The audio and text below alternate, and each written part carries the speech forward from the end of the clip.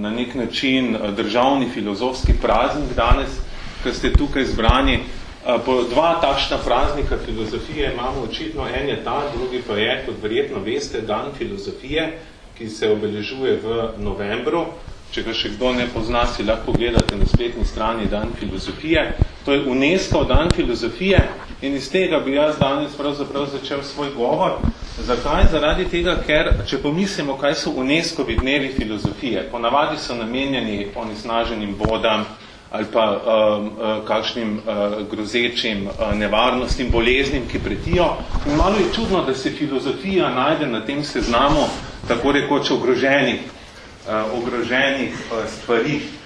Zdaj, mogoče je to neko alarmantno stanje lahko za nas, ampak po drugi strani moramo pa pogledati v zgodovino.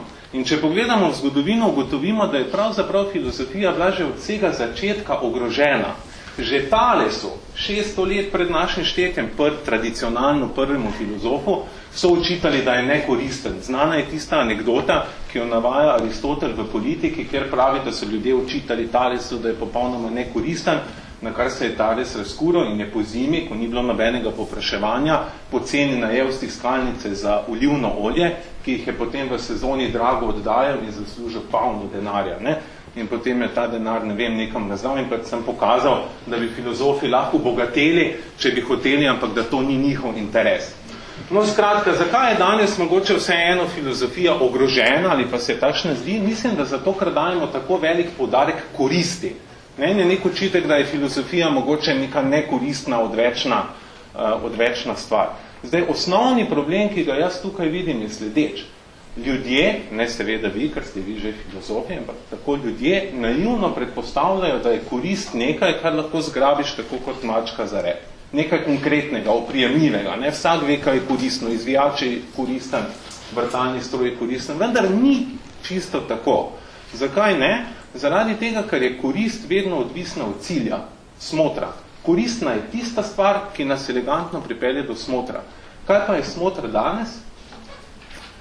Tu pa se mi zdi, da se že malo zatakne. Ne? Se pravi, vsi govorijo o koristi, ne? Pa vsi naivno predpostavljajo, da nek cilj, da nek smotr že poznamo. Mislim pa, da temu ni tako in da je ravno tukaj neko mesto, kjer se filozofija lahko, če želite, izkaže kot koristna, zato ker je bolj daljnovidna kot marsikatera druga znanost in lahko razmišlja o tem, kaj so pravzaprav cilji, kaj so smotri našega bivanja, naše družbe.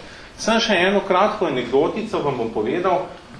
Ta je sicer ni toliko povezana s filozofijo, je tudi, govori o Rimanu, pa je bil en Piflar, en matematik, iz tam okrog leta 1850 je pisal doktorat pri Gaussu, ukvarjal se pa je z enim zelo, zelo teoretskim vprašanjem. In sicer, ali je možno točki, ki ne leži na premici, narisati manj oziroma več kot eno usporednico.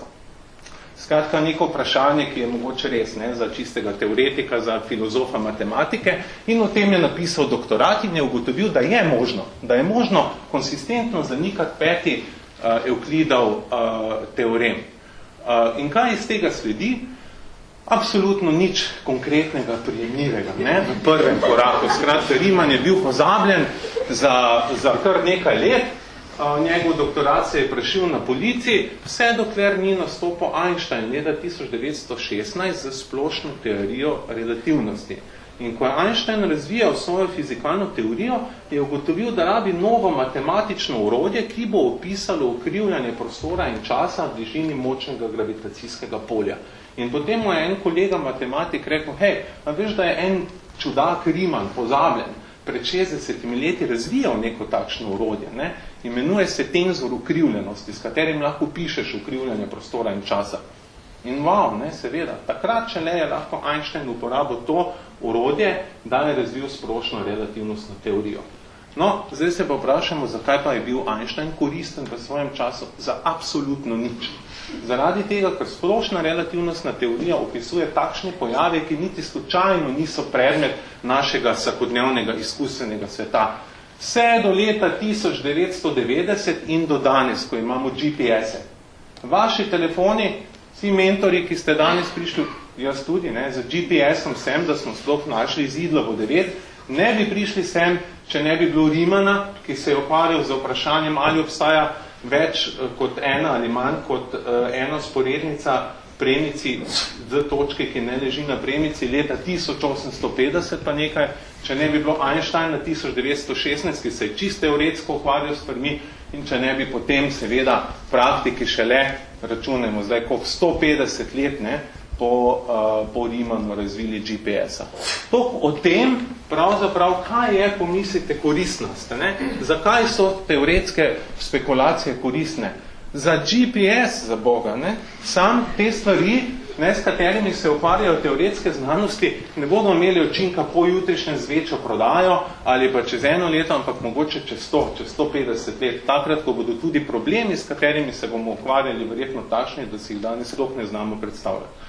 Tako da koristi teoretskega ukvarjanja, koristi filozofije so enormne, tudi čist konkretne, čist praktične so lahko, sem seveda v nekih dolgoročnih korakih. Ne? To je gotovo ena zelo pomembnih vlog, ki jih ima teoretsko razmišljanje in filozofija.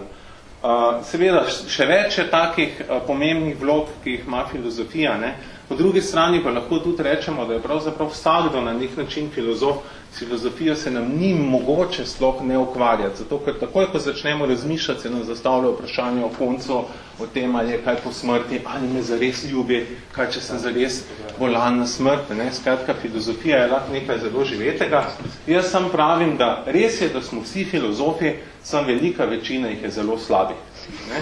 Filozofija nam pa lahko pomaga, da smo boljši. Vi tukaj gotovo sodite, bi rekel, verjetno med 1% najboljših filozofov v državi, in jaz sem pripričan, da boste to danes tudi pokazali na svojih esejih. Tako, jaz vam želim, da dobro odpišete in da ne pozabite, ne, na koristi filozofije.